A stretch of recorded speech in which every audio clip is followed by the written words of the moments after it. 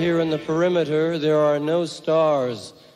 Out here, we is stoned, immaculate.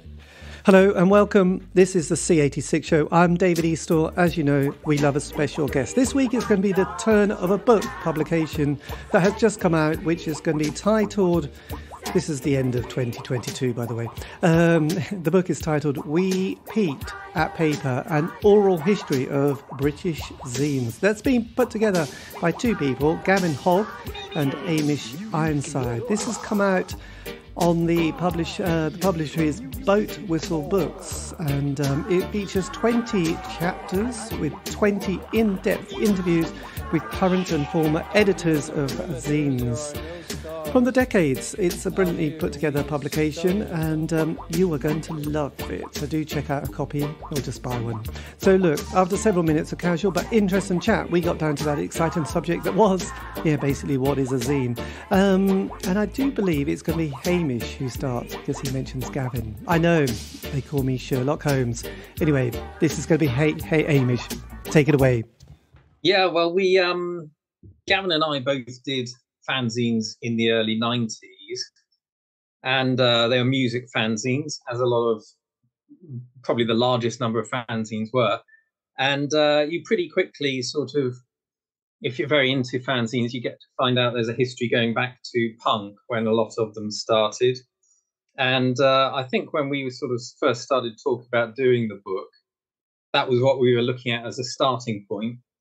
But actually, when you sort of then look into it further, there's a prehistory, if you like, going back to the 1930s, where there were fanzines about science fiction. Right. So our book starts with one chapter devoted to that, which is looking at the sort of science fiction fanzines and also the technology they used to produce them. And then we jump ahead to punk and Sniffin Glue, which is probably the most legendary British fanzine of all. And then we that's chapter 2, an interview with Mark Perry, who edited Sniffin Glue. And then we sort of cover the history from 1976 onwards, right up to the present day. Yes, absolutely. So what was it about punk that made fanzines suddenly come to be kind of made, for one thing, and kind of the other thing was that the music press at that stage was very sort of popular. So it wasn't like, yes, we had probably at that stage, Melody Maker, Sounds, NME, and various other magazines as well. So why did anybody feel the fanzine was necessary during the years of 76, 77? I think it was really because a lot of that stuff wasn't getting covered initially. So from my understanding, when punk first happened, and it was kind of a little explosion, in, I guess, kind of centered around the scene in London at the time, things weren't really getting covered as they were later. And I think it was really the music press then reacting to the popularity of fanzines. And also, I think there's an element of fanzines kind of creating a bit of a scene as well. And kind of music and the fanzines feeding off each other a little bit and kind of growing in a little petri dish on their own before it gets discovered. Yes. And did you find doing the book that when Mark Perry, with Sniffin Glue especially, when he started, did he have any idea that it was going to be something that was going to be probably sold on eBay for lots of money and there was going to be any longevity to it? The person who, or the people who started fanzines, was there a sort of any idea that it was going to last as long as it has? No, absolutely not. I mean, if he had any idea about that, he certainly would have kept a few copies for himself. He hasn't even got a complete run of, I don't think he's got any original issues of Sniffin Glue now. But what comes out in the interview is that he, there's a sort of look, a fanzine look, but he wasn't sort of trying to make it look amateurish. He was doing as professional a job as he could do.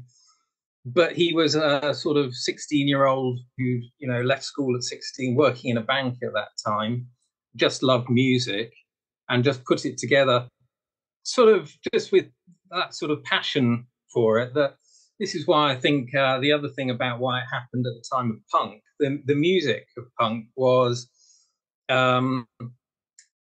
really about people feeling like you don't have to be at a certain standard on an instrument to be able to form a band, and you don't even have to be able to play an instrument at all. You can just pick one up and see what happens. And Yes. and that's certainly fanzines are certainly a sort of printed equivalent of that, I think. Yeah, that's quite interesting because I come from the East Anglian region, and during the very early 70s, there was a kind of a bit of a hippie movement and counterculture movement that started. And there were the Barsham, they called them the Barsham Fairs, and then they sort of had about 5 or 6 of them until about 76. And then they became the Albion Fairs, and everything went terribly well until about the mid-80s. And then they had issues, mostly with the Travellers and Convoy. But that's another story. But within that movement, they created something called the Waveney Clarion, which was a very sort of, I think it was a A4 paper, and again, it's very basic. When you look at it, they didn't have computers particularly, so the design of it is quite rustic, and it was made with lots of love. But they created it and made it and did it as a sort of, I think, monthly or bi-monthly, mainly because the mainstream press were not interested in anything to do with the counterculture at the time and the hippie movement that was starting to flourish in the early 70s. So I guess it's a very similar thing of people wanting to sort of put their message across that felt that nobody was going to be interested in writing about it.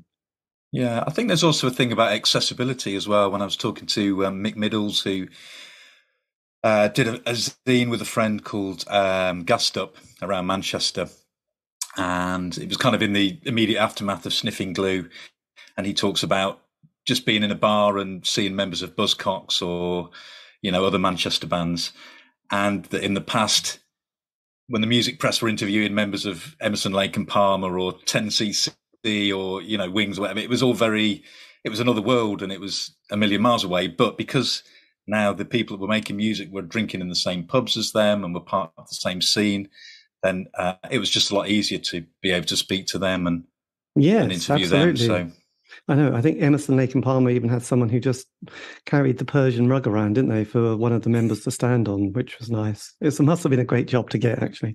But so in those early days, how did people put their fanzines together? This is the other thing, because yes, it would have been a totally different technology, wouldn't it? If technology is such a thing.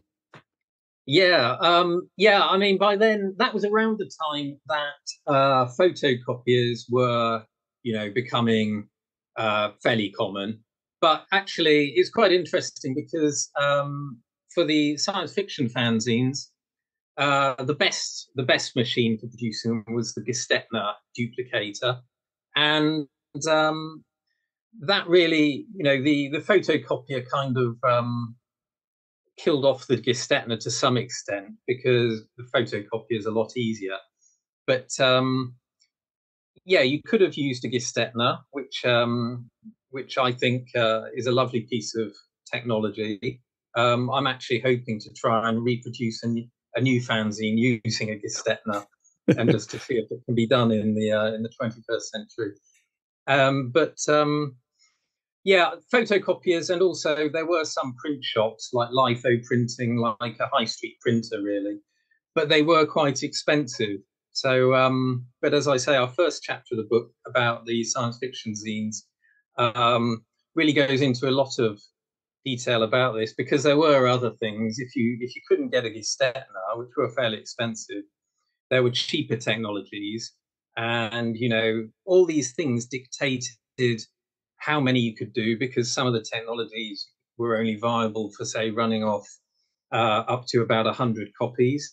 Yes. And then there were others where you might not even be able to do 100 copies. And I could imagine, and I guess you would have that experience if you were doing photocopies in the early 90s.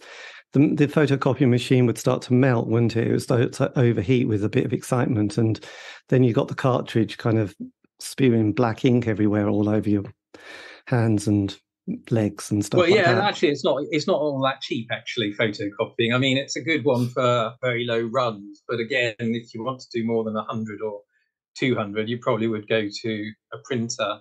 Me and Gavin both used one in Catford Copy Centre, and it's quite interesting. You sort of hear about, like, through all the different phases of waves of fanzines, like in the early 80s, late 70s, early 80s. I think they all used a printer called Better Badges, and they sold them in the rough trade shop. And you hear about this, and they all have a similar sort of look from the same sort of time. I think probably because they're all using the same printer. Yes, absolutely. And then just going forward from the punk period, 79, Thatcher gets in, we suddenly have a Conservative government. And then the early 80s, there was the sort of the Falkland War, there was the miners' strike, Greenham Common, huge amounts of unemployment. And for me, what I've noticed with the music, especially the indie scene, is that there's a lot of unemployment, and there's things like the Job Seekers Allowance and Enterprise Allowance schemes. So a lot of people at that stage just in a sense of boredom, but wanting to do something, either go into being in a band or write in a fanzine. So did that also make people sort of much more creative and start sort of doing things for themselves during the early 80s phase? Yeah, I think it did. One of the themes that kind of comes out in the book a little bit sometimes is being a fanzine editor almost being a chance to reinvent yourself. And quite a few of the people that we speak to kind of like it being in a punk band would have done, you kind of get a new second name. So there's Ablaze fanzine, which was a really big zine sort of from the late 80s through into the mid 90s, and Karen was Karen Ablaze. And it was a chance, I think it's a chance really to, if you're not particularly musical or you don't want to stand up and be in a band, to get a bit of that action and get closer to the music. And yeah, like I say, almost kind of be a new person. We also talked about how it can give you a lot of confidence as well. Sometimes some of the zine editors we spoke to who were maybe quite shy and introspective people, but give them a fanzine to edit and they suddenly start, hammering on doors to speak to bands or ringing up tour managers. Yes. So it's that chance of, a new type of self-expression that you can have. Yes, because I did, because I just was mentioning just before this, reading James Brown, his latest book, Animal House, because the first half is about his childhood, but also the 80s. And he starts as a fanzine writer, doesn't he? And then there's little clips and little bits. There was another book called Rip, Torn and Cut, and Claire, who went on to form Sarah Records, she was in a sort of a fanzine period, and sort of mentions in that particular book her going to Leeds to meet James and sort of being explained about sort of how to get various kind of production techniques. So there was a huge community aspect to the fanzine writer, isn't there? Yeah, absolutely. I mean, you were talking about the period just after punk, and that was quite interesting because the big band from sort of the post-punk period in fanzines was Crass, and this is something you see in all fanzines from sort of about 1981. And Crass wouldn't speak to the mainstream press at all, which is why, unless you were reading fanzines, you really wouldn't have known much about them. I mean, I got into music in 1981, but I was only 10 years old, so I wasn't really getting exposed to Crass in the things I was reading. There was a magazine called Chart Songwords. I don't know if you remember that, but that was the first thing I ever bought, I think. But then obviously there's Smash Hits, and Crass would never have been in Smash Hits. No. But when we were speaking to people who were doing fanzines around that time, early 80s, you could and looking at other fanzines, they Crass were ubiquitous, and I think a whole generation of people were sort of getting turned on to radical left-wing politics by the fact that Crass were just sort of showing them the way, and because they would only speak to fanzines, they were in everyone's fanzine.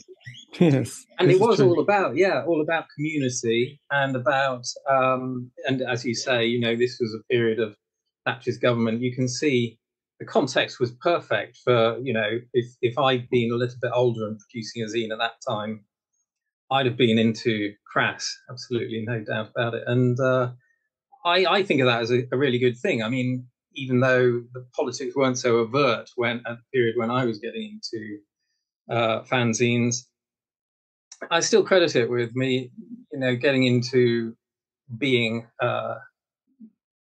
politically left-wing. I was really getting, even if it's not overt, it's a sort of implicit part of almost every music fanzine, I think. Yes, well, you went through the John Major years of the 90s, didn't you? But the interesting thing with Crass and Penny, I remember doing an interview with him, and he said that they would have one day a week. I think it was Thursdays when they would do interviews, and it was just that one day for fanzine writers, which I thought was really sweet. Actually, they kept it real, didn't they, down at Dial House in Essex? Yeah. So dear old Penny did lead the way on that front, and still going strong today, doing collaborations with I think youth and also Honey Bain, who's got a release out next year apparently. Anyway, yes. So why did you then think, right, this is a good time, let's do a book? Because often you have an idea late at night and then you wake up the next morning and go, oh my God, that's a disaster. But did you sort of, yes, what was the idea for doing the book and seeing it through? Well, I think I first thought about it when a friend of mine, Jeanette Leach, who's done a couple of music books, she was doing her second book, which is called Fearless. About yes, we got the Fearless book. Look at that. Yeah, there it is. About post rock, which is it's a fantastic book. Anyway, I was at the launch for that, and because Jeanette used to do a fanzine, and I think I was talking to her and one or two other people who were at that launch, and I was just starting to think about all these things. What's happened to lots of other fanzine editors. Jeanette's gone on to write journalism and publish 2 books. But what happened to, my peers and Gavin's peers from, when we were doing fanzines? What happened to people who did the earlier fanzines? Just got really intrigued about that and started talking to Gavin about whether there might be a book we could work on there. Yeah, and as soon as Hamish mentioned it, I was like, oh, yeah, because I just thought it was the kind of book that I would really like to read. I'm always fascinated to know what happens to people after that thing that they've done, whether it's, bring a record out or whatever it may be. So what led up to the fanzine, their experiences and their memories of doing it. And then also, why they stopped and what they've been doing since. I think it's all really interesting, that stuff. I love it. Yes. And did you, because you got 20 people, but 19 are probably 19 are more music and 1 not. But did you also feel that you needed to do, which I think is a good thing, by the way, were you conscious of having more of a gender balance in this rather than just going, oh my God, we've just got 20 men. That's not a good one, even though you met Jeanette earlier. Yeah. But were you sort of conscious of thinking, let's just not make it too boyish about indie bands from the 80s and 90s? Yeah, definitely. I think the easy and the boring thing to do is just to make it full of men of a certain age, and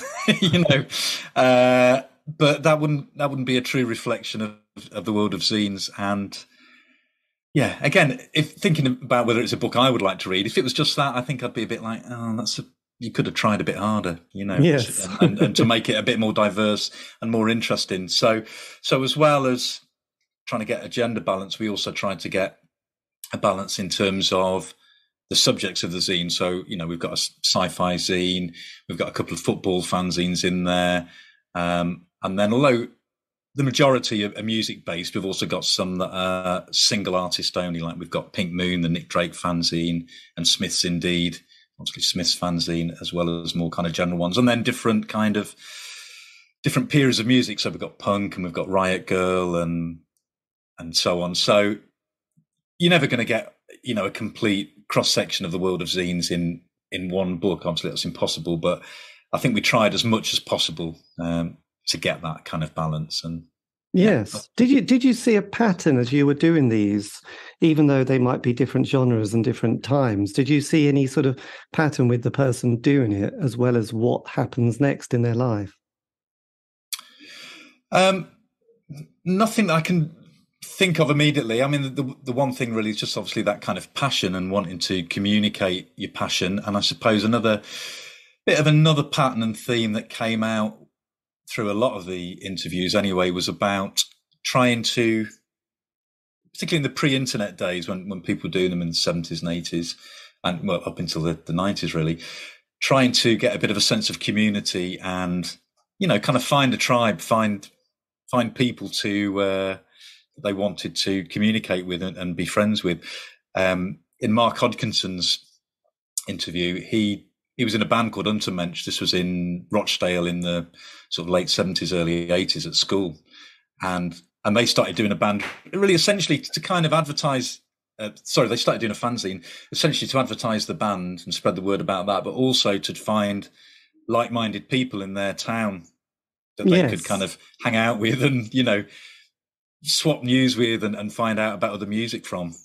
So I think that was a good general theme. I don't know if there's anything else you can think of, Hamish.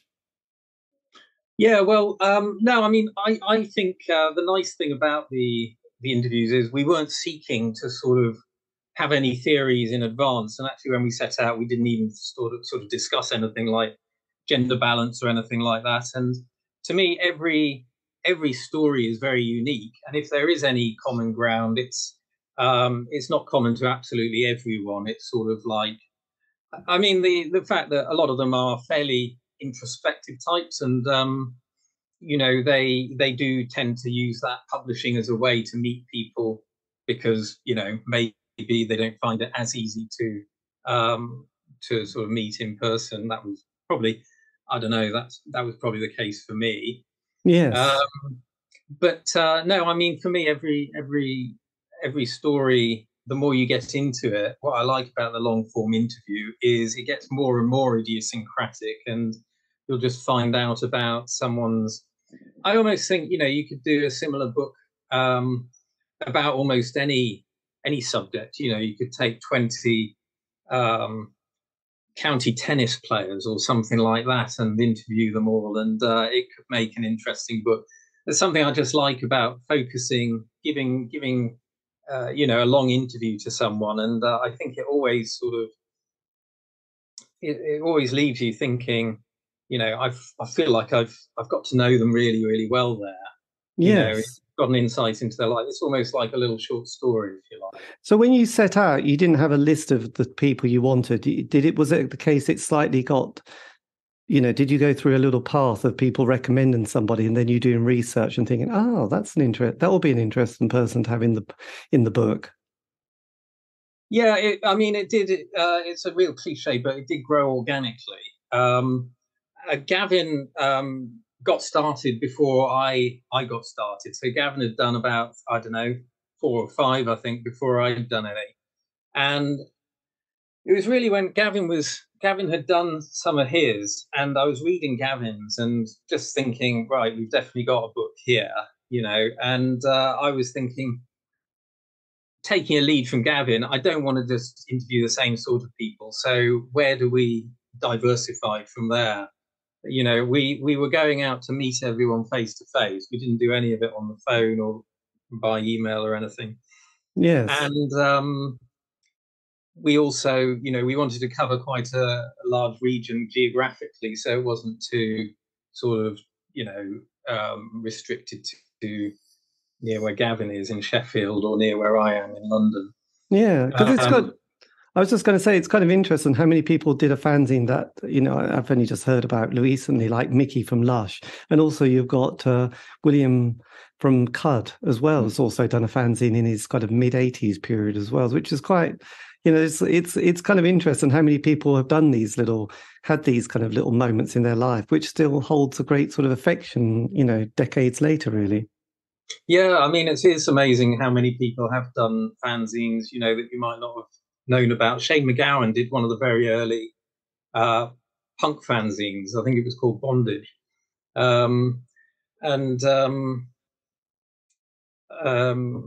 The guy from Kiss, who is it? Gene Simmons. He did a science fiction fanzine back in the 50s, which is. Michael Moorcock did a jazz scene. Yeah, well, Michael Moorcock was very involved in the science fiction scene, so he did science fiction zines. But yes, he did a couple of music ones. In late 50s, early 60s. That was another thing came out of our science fiction chapter.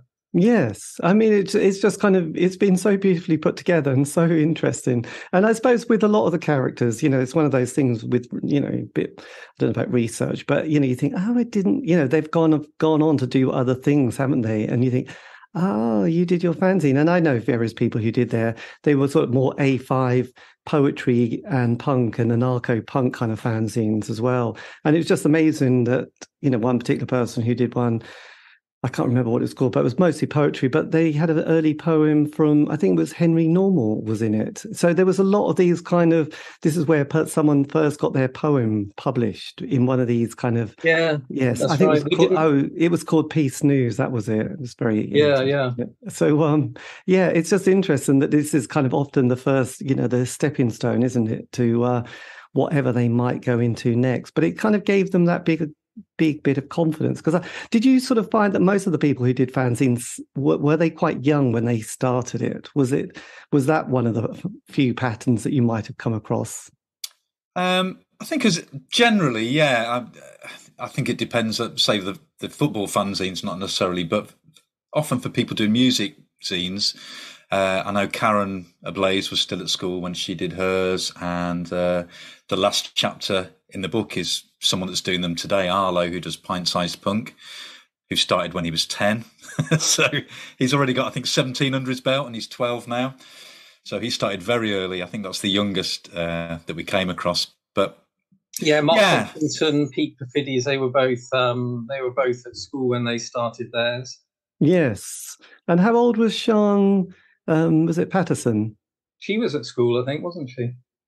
So she started hers as well? I think, 15, 16, around about that kind of age, Sean, yeah. Yeah, it's just been fantastic. Was there anybody that you would have loved to have got that you didn't manage to sort of get for this particular, project? I would have loved to have had, like unlimited time and unlimited amounts of pages, because it would have been nice to. I mean, there were lots of them. We did. Part of our brief, if you like, was not to cover the same few fanzines that everyone else has covered, but not to neglect them, because we felt like we must have at least one of the real landmark fanzines. So I'd say there's a couple of the really big sellers, which are Sniffin Glue and Ablaze. To me, those are the two sort of really successful fanzines that we covered. Yes. But there are. I would have liked to have interviewed a lot of the other people from the early punk fanzines. Drayton, who did Rip and Torn. If I could have somehow got to meet Shane McGowan and talk to him about his fanzine, I think that would have been so interesting. Yes, and I was endlessly trying to interview Pete Doherty, just because I'm a huge fan of Pete Doherty. But he was interesting in that he did what was not a music zine, but a football zine when he was 14 years old. He was a mad QPR fan, and he did 5 issues of a QPR zine. So I was trying to arrange an interview with him somehow, but it never happened, unfortunately. But he did finally get to see a proof of the book, and he did endorse it. So we have his seal of approval, which that would have been fascinating. I wonder what he thought of Stan Bowles. Who knows?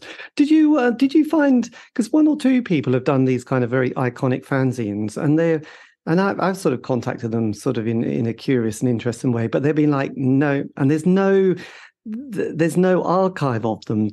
Have you found that a bit frustrating that, when you look at these documents, I suppose when they were doing them, as you said at the beginning, no one thought they were going to be of any interest, but then they become a bit of a historic document. You think, let's do an exhibition at least and put them in, which would be brilliant. But then at least put them online. Did you find that one or two times that people were a little bit like, no, I don't want to talk about it. I don't want to think about it anymore?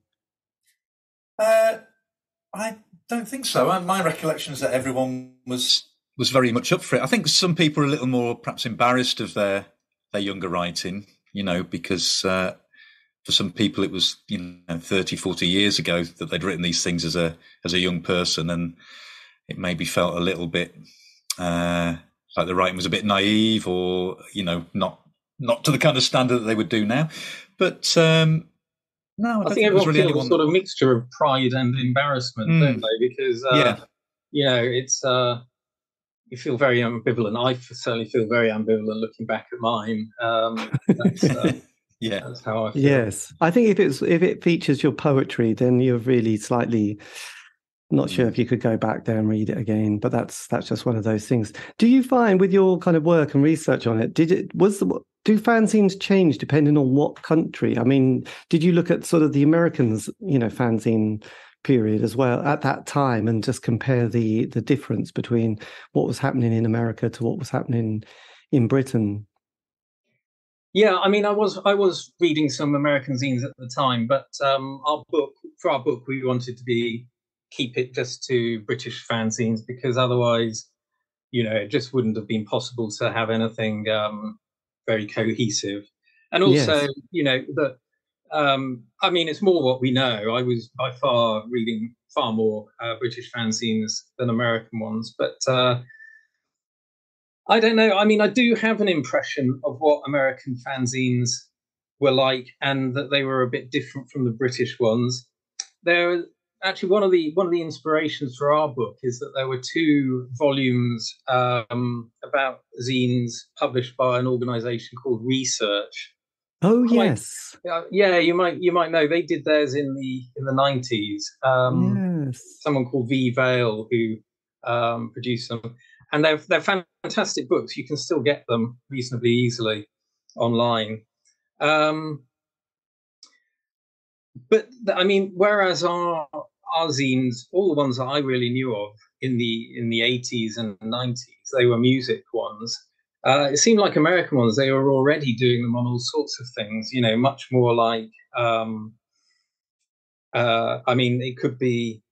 I used to get one called The Optimistic Pessimist, which was just about Pez dispensers, which is, about as arcane a subject as you could possibly find. I couldn't imagine anyone doing something like that in Britain somehow. No, that's true. And what did you feel or gauge from why people stopped doing fanzines? What was was there a particular reason that they thought, that's it, I'm not doing this anymore? I think in some cases it was age.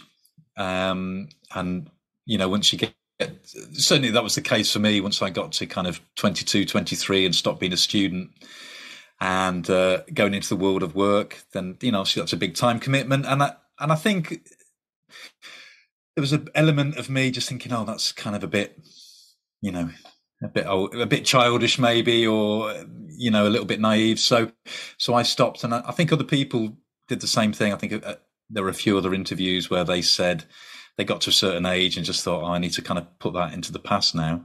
Yes. But, here I am 30 odd years later still talking about them. But it is a thankless task, really, I think. It's, you get all excited about producing it. You put so much love and energy and time into it. And the response is always so underwhelming.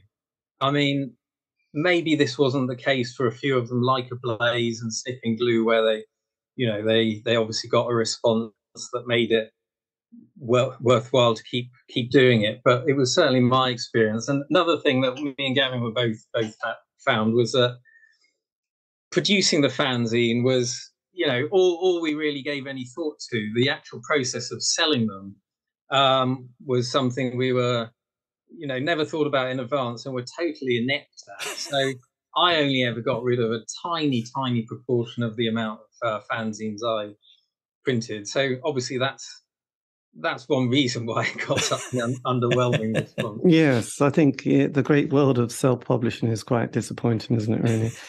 The stuff you have under your bed. But then, because I remember now in the 80s, John Peel used to often, who I used to listen to, would read out, like a fanzine, the address, and say, oh yeah, I've been looking at this, they've got some good interviews. And then you'd have to sort of contact the person by letter, and then they would have to tell you how much it was. Then you'd have to probably put, £1 or 50p and a self-addressed envelope all wrapped up, and then put it, and then hope weeks later you might get one back. And it was a really slow process, and it was quite exciting. But yeah, you could probably, as a punter, but probably the person doing it must have felt really tedious, actually. Were you ever tempted to do a fanzine yourself, David? Yes, quite. Because again, there was that thing of like, oh, you can get free records, can't you? And get into gigs for that free. was another reason I did it. That's right. Yeah. So when so there was a sort of element. I did a few, and it was a little bit for that cynical purpose. Actually, it was that sense of, it was more interest in getting free stuff than trying to sell it, because you thought, God, selling it is just a nightmare. But like the record company PR department were loving it. So there was that element that you thought, wow, perhaps I should get a PO box now. And but eventually you get a bit bored of it all, don't you? So, but what's happened to the fanzine now in the 21st century? Yeah, well, I mean, there aren't as many of them, and those that there are of a different sort of character, I would say. I mean, the old traditional music fanzine that forms a large part of the ones we cover. They're the only one I know of is Pint Sized Punk, which is a real old school fanzine in many ways, even though it's put together with, all the benefits of technology for doing the interviews over Zoom, things like that. And it's printed in, full color, and that's now, economically viable. But the vast majority of them, they sell either at zine fairs or on Etsy. And I mean, there are some very, very good zine distros as well, which we list in our book, where you can go to buy, maybe you want to buy a dozen zines all at once. And one of them is called Pen Fight, that I've ordered quite a lot of recent zines from, just to get an impression of what they're like. Because sometimes I've seen weekend events. I don't know what. I think they might be of a certain. I don't know what sort of event they are, actually. That's a bit vague, isn't it? But I think they've had sort of like, I've looked down the list. I think they could be gender related or feminist related, and said, oh, we have a fanzine workshop. And I thought, oh, that's nice. So that's why I was asking if they've just become popular with a new group of people, another young group of people who find it quite interesting after decades of it not being interesting. I just wondered if it's had a revival. Yeah, one of the people we interview in the book is Selena Laverne Day, who has been quite a prolific zine maker in Manchester, and is still doing them now. And she's written zines on all kinds of subjects, from favourite crisp flavours, and she's done a zine about a sweet shop she used to run, as well as her life as a Placebo fan in the 90s, and then also some more sort of personal fanzines about gender and race and so on. And she does a lot of those zine workshops as well. So she's kind of drawing on her own experience as a zine editor to, kind of go on and inspire and educate other people that are interested. So I think there's more, there's a big sense of community around, and if you go to zine fairs, I started going to a few zine fairs in researching the book and finding out a little bit about what was going on. And there does seem to be much more of a sense of community amongst those people. Yes. I think in the past, everyone was spread out and people would send flyers to each other and you would read reviews and get to see what was going on. But I think people come together more often now and know each other, and through social media and stuff. So yeah, it's changed a lot, but it's definitely still quite a vibrant and lively scene around. It's never going to die, is it? So with your book, how can people... We peaked at paper. How do you manage to get a copy of it? Is it available from all good bookshops and also online? Well, it is, yes. But what we'd encourage people to do is order it direct from the publisher, which is www.boatwhistle.com, because it's an independent publisher, and I think it's the best way to support independent publishing is to order it direct from them, because otherwise, if you're ordering it from Amazon, Waterstones, you're giving half of the cover price to a large corporation. Yes. And I think it's very much in the spirit of fanzines that you should be supporting the independents and not the big corporations. Absolutely. Yes. No, that's good. I will put that out. And well, look, thank you again ever so much. And brilliant that you've put this together, because obviously this was one of your lockdown projects, I guess. Better than a puppy.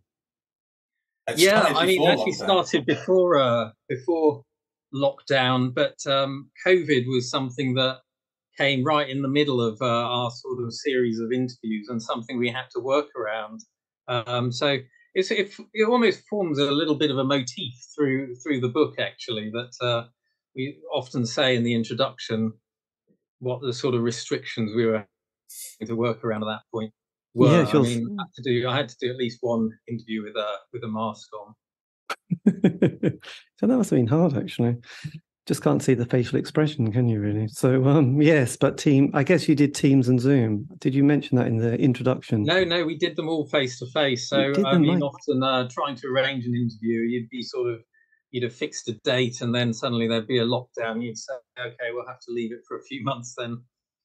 Yes. So you ended up at all times. Yeah, and good. You can lie about it now, can't you, and say we broke it, but at the time it seemed so sort of important. But so you actually drove around the country meeting up? Drove and, taking the train, and there were all sorts of things like Sniffin Glue is a London fanzine, but Mark Perry's now in Penzance, so I had to go all the way to Penzance.